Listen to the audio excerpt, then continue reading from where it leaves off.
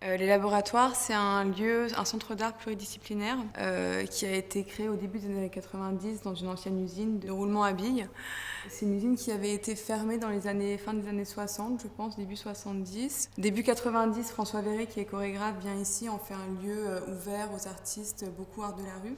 Et ensuite, une petite dizaine d'années après, en 99, Jacques Ralit, donc qui est quelqu'un de très important sur Aubervilliers pour la culture, qui a été ministre de la Culture, maire de la ville, soutient un projet financé par des fonds européens pour en faire un vrai lieu pluridisciplinaire, un lieu de recherche artistique, un lieu de création qui ressemble à aucun autre. Et c'est ce que c'est aujourd'hui. Du coup, ça a rouvert en 2002 pour devenir donc ce lieu de création et de recherche qui fonctionne sur des modalités vraiment très spécifiques. Donc au laboratoire d'Aubervilliers, en fait, on accueille toutes sortes d'artistes qui œuvrent dans beaucoup de champs différents.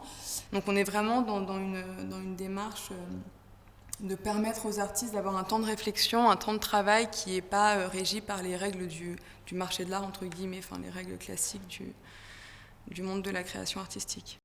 Donc les laboratoires d'Aubervilliers sont implantés aux 4 chemins. C'est un quartier qui est situé sur le territoire d'Aubervilliers, mais qui est vraiment un quartier à la croisée de beaucoup de choses, un quartier de passage, un quartier très animé, qui est à la frontière de Pantin et d'Aubervilliers déjà. Qui est aussi à la frontière de Paris. Et donc nous, au laboratoire d'Aubervilliers, ce qu'on essaye de faire, c'est d'amener un public qui n'est pas forcément acquis à la cause de l'art, de l'amener à venir voir l'art en création, pas forcément assister à des spectacles qui sont figés, qui sont finis, mais vraiment de participer à la création artistique.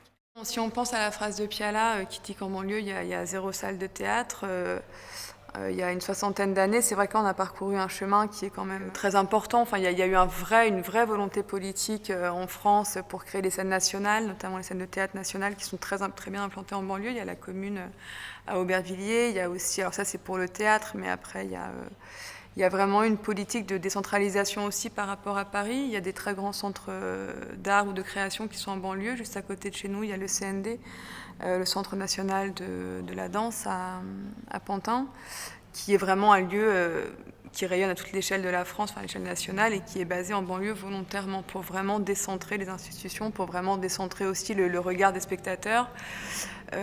Après, notre public, en tout cas pour les laboratoires d'Aubervilliers, est parisien pour une partie assez importante.